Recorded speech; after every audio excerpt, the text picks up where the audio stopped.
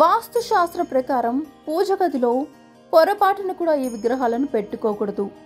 ఈ దేవుల విగ్రహాలు కలిపి పెట్టడం అశుభం అంటున్నారు పండితులు. ఎందుకో తెలుసుకుందాం. ఇక వాస్తు శాస్త్ర ప్రకారం ఇంట్లో పూజా స్థలం చాలా ముఖ్యమైనది, చాలా పవిత్రమైనది కూడా. పూజా గదిలోని మందిరం పరిశుభ్రంగా ఉండాలి. అంతేకాదు కొన్ని ప్రత్యేక నియమాలను పాటించడం చాలా ముఖ్యం. పూజ గదిలో దేవుళ్ళు, దేవతల విగ్రహాలను పెట్టే విషయంలో వాస్తు శాస్త్రంలో కొన్ని నియమాలు ఉన్నాయి. వాటిని పాటించడం వల్ల ఇంట్లో సానుకూల శక్తి వస్తుందని నమ్ముతారు. వాస్తు శాస్త్ర ప్రకారం పూజ గదిలో శ్రీకృష్ణుడు, రాధారాణి విగ్రహాలను కలిపి ఉంచడం శుభప్రదం. అయితే మరికొన్ని దేవుల విగ్రహాలను కలిపి ఉంచడం వల్ల అశుభానికి దారితీస్తుందని నిపుణులు హెచ్చరిస్తున్నారు. కనుక ఏ దేవతల విగ్రహాలు, ఫోటోలను కలిపి ఉంచకూడదో ఈరోజు తెలుసుకుందాం.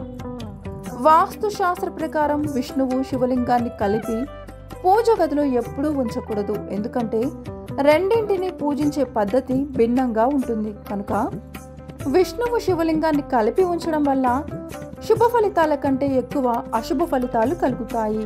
అలాగే పొరపాటునైనా కూడా పూజ గదిలో బ్రహ్మ, విష్ణు, మహేశ్వరుల విగ్రహాలను కలిపి ఉంచవద్దు.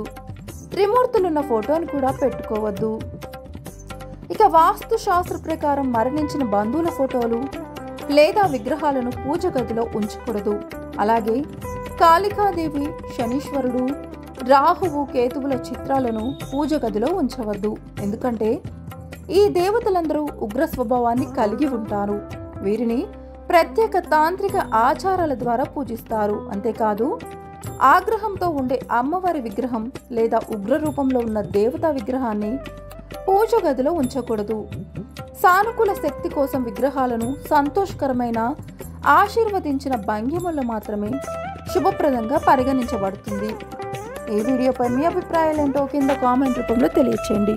ఇలాంటి మరిన్ని ఇంట్రెస్టింగ్ వీడియోల కోసం చూస్తూనే ఉండండి మా ఛానల్. Please subscribe.